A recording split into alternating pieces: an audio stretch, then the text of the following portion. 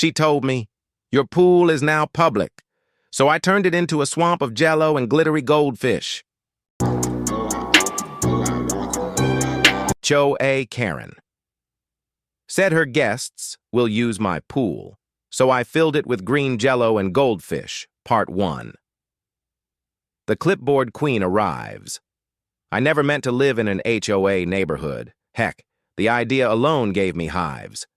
But when I saw the listing, lakefront view, private dock, a pool that shimmered under the afternoon sun like a dream, I caved.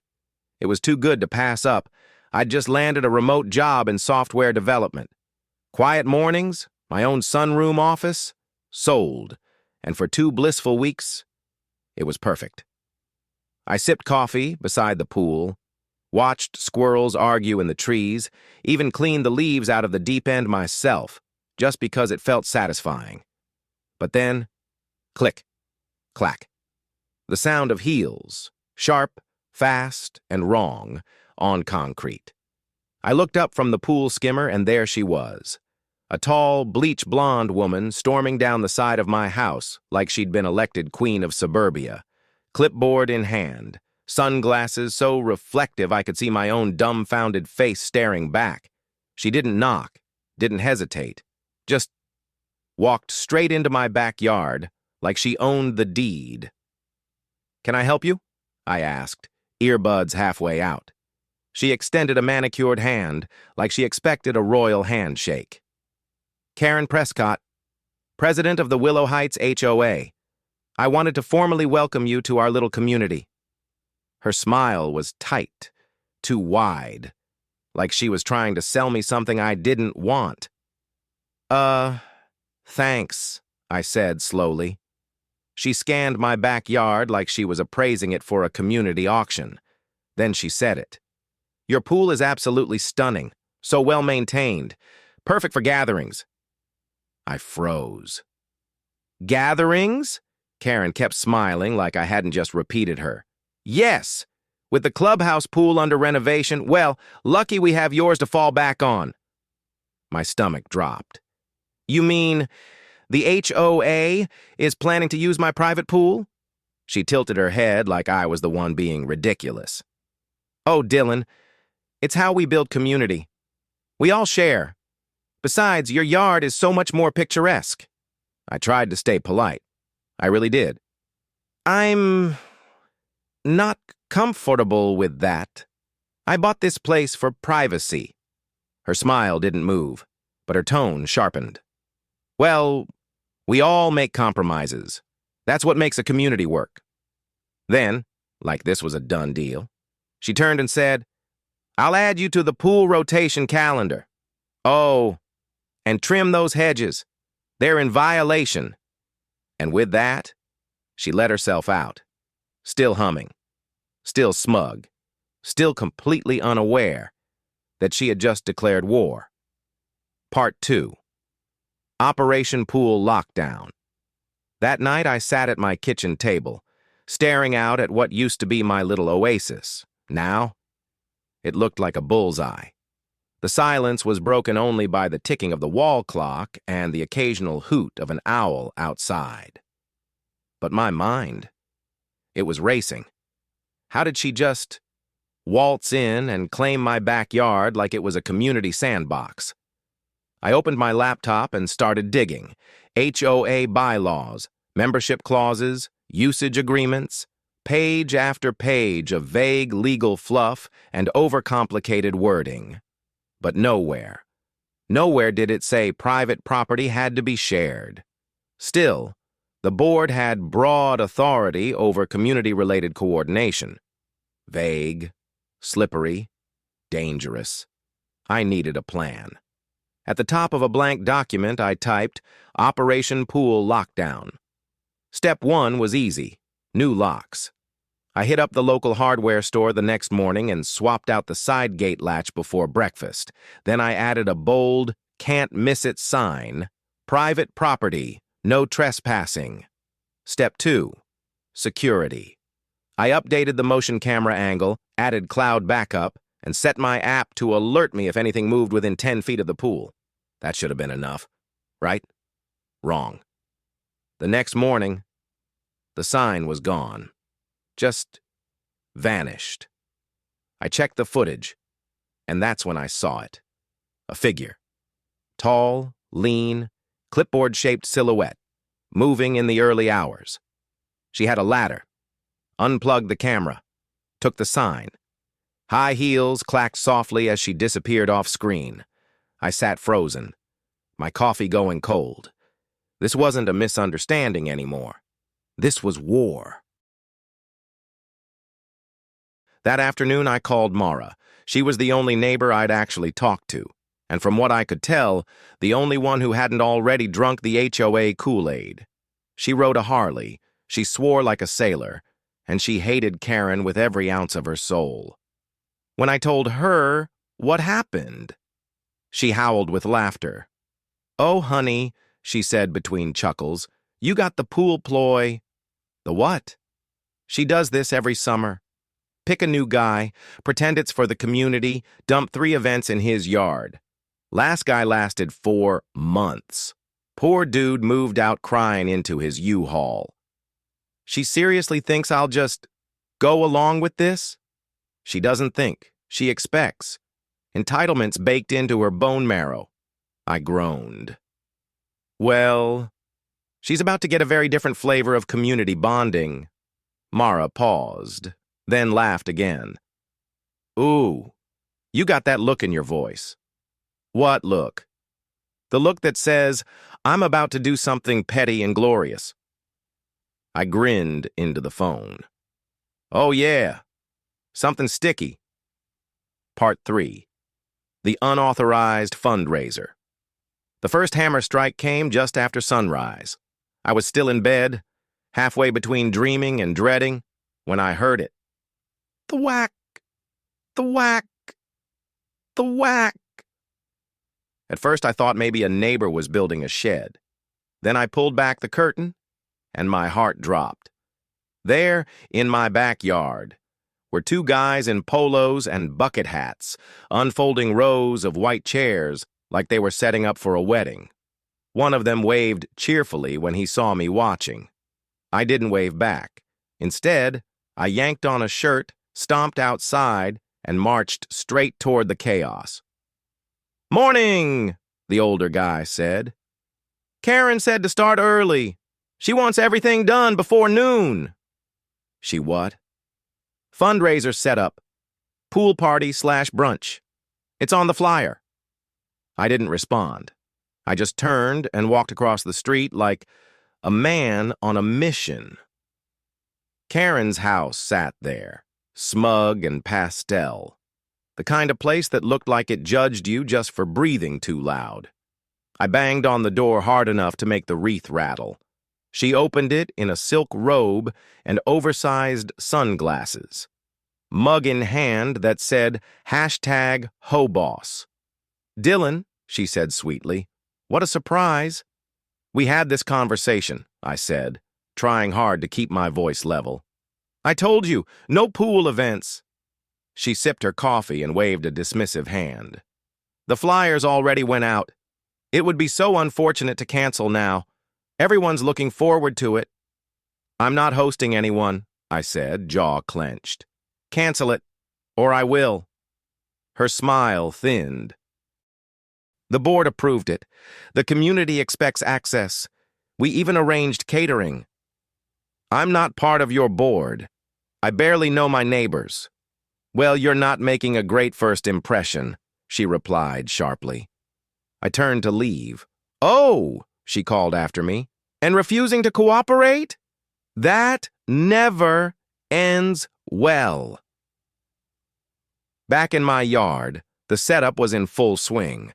Someone had plugged in a Bluetooth speaker that was blaring bad pop music. A young woman was arranging floral centerpieces like she was prepping for a wedding. I walked over and unplugged the speaker. She looked up, startled. "I'm just following instructions." "I didn't hire you. This is private property. No one cleared this with me." She looked confused, then packed up without a word. One by one, I approached each setup crew member and, politely, firmly, told them to leave. Some looked relieved. Most just nodded and started collecting their things. Within 15 minutes, my yard was empty again, except for a pile of chairs, a couple stray napkins that read Summer Splash Fundraiser, and one deeply irritated homeowner. Me. I went inside and opened the HOA website, clicked Contact the Board, typed out a message titled Unauthorized Use of My Property. I laid it all out, the flyers, the trespassing, the sign theft, the footage. I attached screenshots, copies of my deed, bolded the phrase private residence. I didn't expect justice, but I wanted it on the record. That evening, a new envelope arrived.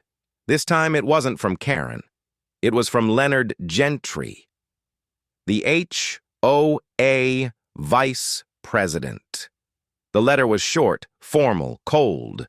Yes, the event had been scheduled. Yes, my pool was listed as the backup amenity. Yes, the board had voted in favor, but no mention of my consent. No attached meeting minutes. Just one final line that made me laugh out loud. Declining participation may result in a review of your standing as a compliant resident. They were threatening me for not donating my backyard. I called Mara. She showed up 10 minutes later with brownies, soda, and zero patience. They tried this crap with me once, she said, feet on the patio table. Wanted to use my garage for a crafts fair. I said no. Suddenly I'm getting citations for grass height and trash bins. What did you do? I put my trash bin on Karen's porch and called it modern art. I choked on my brownie. I don't want to go to war. Then don't play their game, she said, leaning in. Make your own. Like, what? You're smart. You like tech. Make that pool unusable. I blinked, and then I smiled. Part 4. The Gelatin Gambit. That night, I didn't sleep, I paced, I Googled. I watched videos with ridiculous titles like How to Jello a Pool, yes really, and Can You Swim in Gelatin? And the deeper I went, the more genius it seemed. This wasn't revenge. It was art. Sticky, shimmering, lime green art. I took notes, calculated dosages, read up on food-safe coloring, safe water additives, non-toxic glitter, and the exact dissolving rate of bulk gelatin powder. Then, I placed 3 orders. One from a wholesale gelatin supplier, one from a novelty pool toy shop, and one from a party catering warehouse that sold edible glitter and rubber goldfish. The next morning, I drained a few inches from the pool, just enough to balance the effect. I shut off the filter pump, measured every corner, timed the temperature. That night, Mara showed up with a flashlight, a lawn chair, and a walkie-talkie like we were staging a secret mission. "What's the code name?" she asked. "Operation Slime Wave," I whispered. She grinned like a teenager about to get detention on purpose. I worked by moonlight. Heated massive pots of water on the outdoor grill, dumped in the gelatin by the bucketful. Stirred it into the pool using a skimmer like I was mixing a witch's cauldron. The water thickened slowly, first syrupy, then gooey. It shimmered under the stars, little waves of slime lapping against the tile. I added the glitter, dropped in the rubber fish. Some even had tiny motors that made them twitch and glide like they were real. By 3 a.m., my pool looked like the set of a sci-fi swamp scene. Alien green, sparkling, ridiculous. I stood on the edge, breathing hard, heart pounding, and laughed. Not out of spite, not even out of anger, just sheer disbelief at how far this had gone. But one thing was certain. If Karen wanted a spectacle, she was about to get one. Part 5. The guests arrived to Slime's surprise. The sun rose, and my backyard looked like a dessert gone wrong. The pool no longer sparkled blue. Now it pulsed with a thick, glimmering green sheen. Like a radioactive swamp straight out of a comic book. Clusters of edible glitter floated gently on the surface. Fake goldfish bobbed beneath, glowing orange and red like something alive, but not quite. Mara showed up at dawn holding 2 cups of coffee and a grin so wide it almost split her face. She stood at the edge of the pool, took one look, and whistled. "This is either genius or completely psychotic." "Hopefully both," I muttered, sipping the coffee and watching a motorized fish bump lazily into a floating clump of glitter. The first uninvited guest arrived at 10:30 a.m. A white van pulled up. 2 women stepped out dressed in matching pastel polos with a sunflower logo that read "Sunless Catering." They carried boxes of food, mini quiches, cucumber sandwiches, tiny cupcakes. They walked up to my gate and froze. One of them blinked at the pool. The other tilted her head like she couldn't quite trust her own eyes. I walked out, calm as a monk on vacation. "Can I help you?" We're here for the HOA brunch. This is the right house, right?" "Yes, it's my house," I said, smiling. "But there is no brunch here." The woman looked from me to the pool and back again. "Karen said everything would be set up. You might want to check back with her," I said, then added casually, "Pool might have some sort of algae bloom. Probably not safe for swimming." They thanked me, retreated quickly, and peeled away like someone had whispered, "Run." Within minutes, the rest started arriving, one by one. Folding chairs appeared on the sidewalk, sunglasses, sun hats, towels slung over shoulders, flip-flops slapping the pavement like excited seals. Neighbors I had never seen before stood in awkward clusters peering into my yard and staring into the green abyss. The murmurs started. "What is that? Is this the right address? Did someone spike the lemonade?" And then she arrived, Karen Prescott, in full HOA Queen regalia. White sundress, wide-brimmed hat, oversized sunglasses that covered half her face, and a plastic smile that was tighter than the lid on a pickle jar. She strutted up the sidewalk like she was about to cut a ribbon on a brand-new country club. That illusion lasted exactly 3 seconds. She rounded the corner, froze mid-step, and stared. Her mouth opened slightly, but no words came out. The pool shimmered in all its slime-soaked glory. Glitter, swirling like fairy dust. Goldfish gliding past like they were in some twisted aquarium. Her heels clicked once on the concrete, then stopped. "What the hell is this?" she finally shrieked, her voice cracking in midair. I looked up from my phone, casually lounging by the patio table. "Oh, hey, you made it." "What did you do?" "I told you I wasn't hosting anything," I said, shrugging. "But since you and your friends showed up anyway, I figured I'd give you something special." Karen stepped closer, one heel sinking slightly into the damp grass. She pointed at a goldfish. "Is this a joke?" "It's Jello," I replied matter-of-factly. "Mostly lime, some lemon lime, bit of glitter for flair." "You ruined this event." "I didn't ruin anything," I said, voice calm. "You planned an event without asking me. I just made sure my pool wouldn't be part of it." Guests were now whispering. One kid shouted, "Whoa, it's like Nickelodeon slime!" He tried to hop onto a chair for a better view before his mom yanked him back, whispering frantically. Karen's face twisted into something between fury and disbelief. "This is sabotage."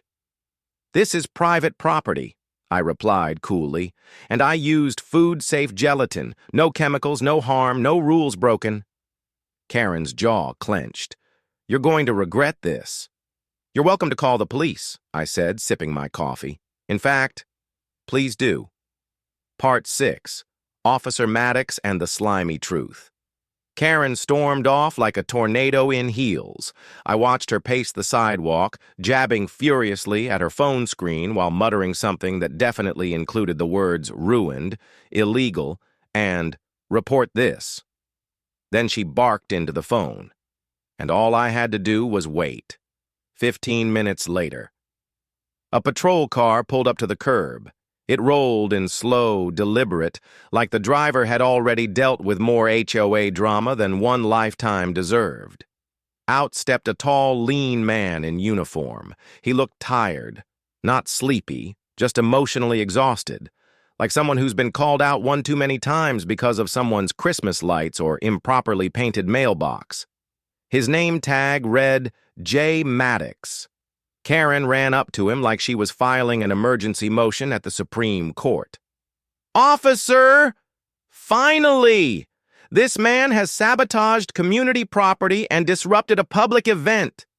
Officer Maddox blinked slowly, then looked at me. "Pool sabotage?" I nodded. "You want to see?" We walked around the side of the house. Karen stomped behind us, hissing under her breath.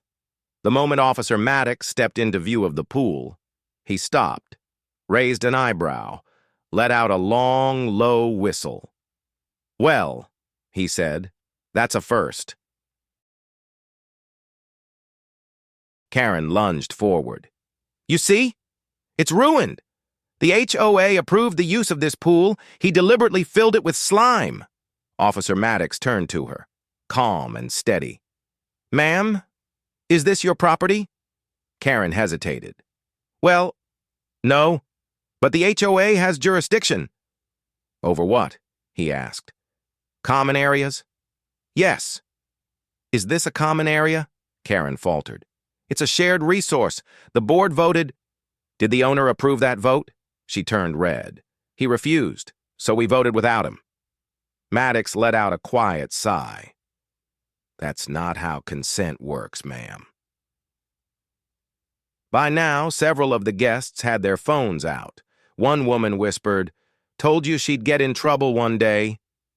Another quietly backed away from the pool and sat on the curb, like she'd rather not be included in any legal aftermath. Officer Maddox walked to the pool's edge. He crouched, tapped the surface with his pen. A thick ripple shimmered outward. One of the goldfish floated past like it was waving hello. He looked up at me. "Jello?" "Yep. Edible, food grade, harmless." "No bleach, no toxins?" "Nope." He stood, brushed off his pants, and said, "Then I don't see a crime here." Karen gasped. "But I've seen a lot of weird stuff in HOA disputes," Maddox said, deadpan. "This one?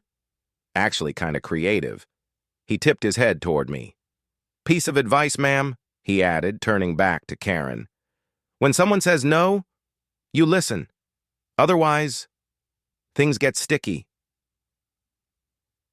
And with that, he left, walked back to his cruiser, waved politely to a couple neighbors, and drove off into the most peaceful exit I've ever seen.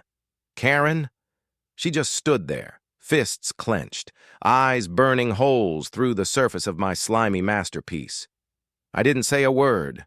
I just picked up a small packet of gelatin mix, walked over, and handed it to her.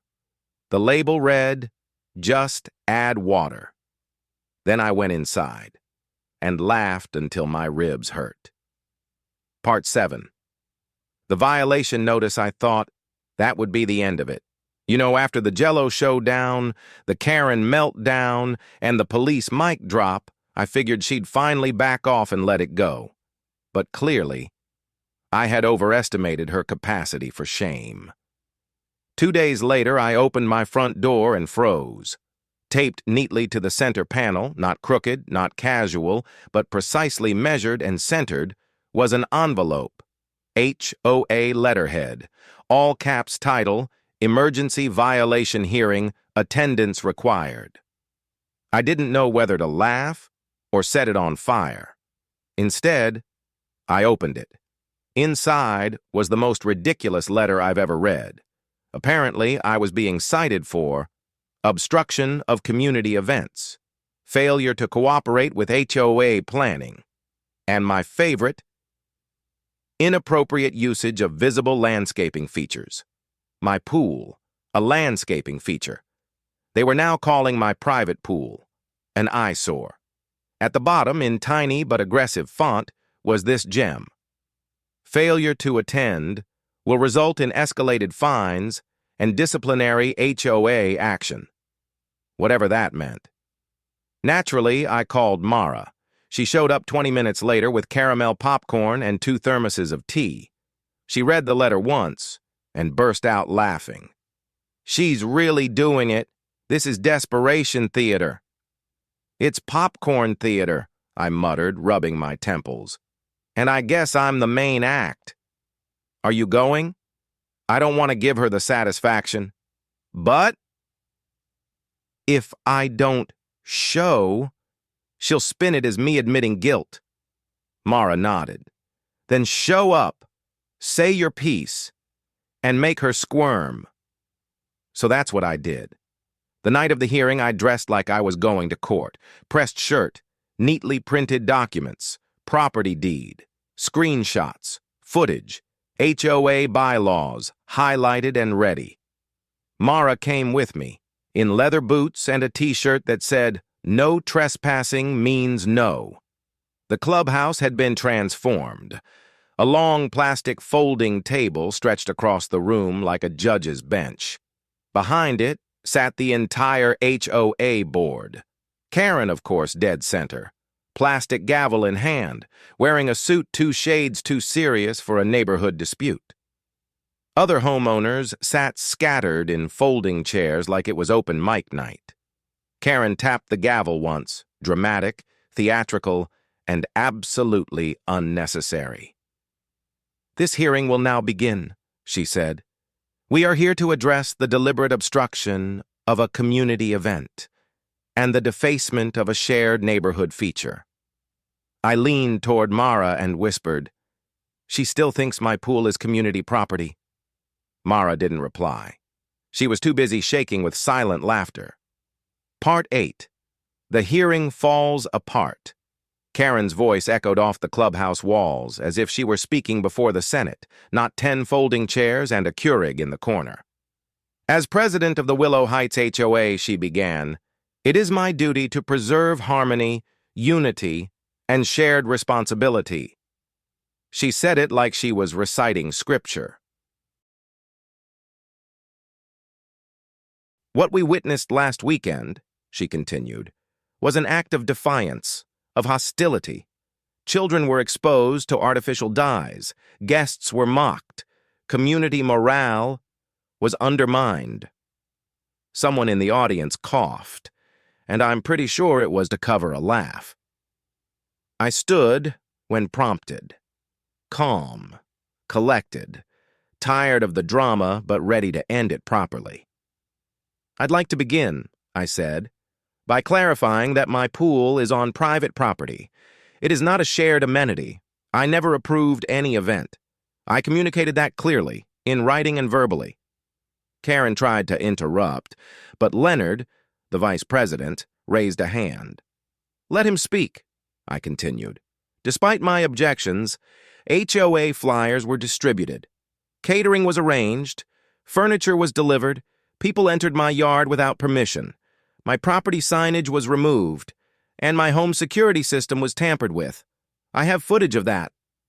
Karen's jaw visibly tightened. I clicked a small remote. Mara, with perfect timing, leaned back smugly as the clubhouse's modest screen came to life. Clip 1. Karen removing the no trespassing sign from my fence. Clip 2. Strangers setting up folding chairs across my patio. Clip 3. Karen directing someone near my grill, clipboard in hand, sunglasses gleaming. Clip 4. The glittering green pool, goldfish swirling in full glory. When the last video froze on Karen's outstretched finger mid-command, the room fell silent. Even the Keurig stopped brewing. Ron, the HOA treasurer, a retired dentist who hadn't spoken once, suddenly leaned forward and asked, "Karen, did you authorize entry onto his property without a signed agreement?" Karen blinked. I assumed he'd come around." "That's not what I asked." Leonard finally looked up. "We don't assume consent. That's not how this works." Karen's voice sharpened. "I was trying to do something positive. We needed a pool for the fundraiser. The clubhouse was under renovation." Carol, the secretary, always in matching gloves and hats, added, "This isn't about good intentions. This is manipulation." Karen's head snapped toward her. "You're siding with him. He filled his pool with slime." "And embarrassed the whole neighborhood," Ron muttered. I stepped forward. "I filled my pool with Jello because I was ignored, pressured, harassed. That was me saying, 'Enough.'" Mara stood up beside me, arms folded. And honestly, it was hilarious. Murmurs rippled through the small crowd. Some people nodded. Some chuckled quietly. Karen looked around, desperate for backup. But none came. She slammed the plastic gavel again, this time harder. "This is a disgrace," she snapped. "I've run this HOA for 5 years. It was orderly before he showed up." Leonard cleared his throat. "Maybe a little too orderly." Karen pointed a trembling finger at me. "You've set a dangerous precedent. If everyone starts questioning the board—" "Maybe," I said calmly, "they'd feel like their property rights actually matter." Silence again. Then Leonard leaned forward. "I motion to dismiss this hearing. There is no violation to pursue." "I second," said Carol. "Third," Ron added without looking up. Karen slammed the gavel a final time, but this time, no one acknowledged it.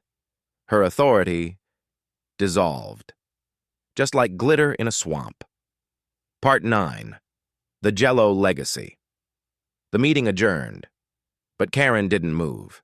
She sat stiff as a statue, hands white-knuckled on the plastic gavel, eyes locked on some invisible point in the distance like her world was crumbling brick by brick, which, frankly, it kind of was.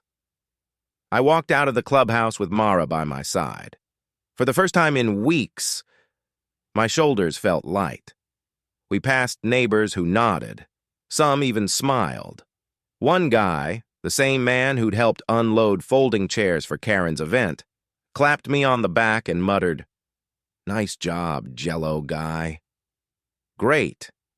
That's my legacy now. Lime-flavored justice. For the first time since I moved in, my mornings were peaceful again.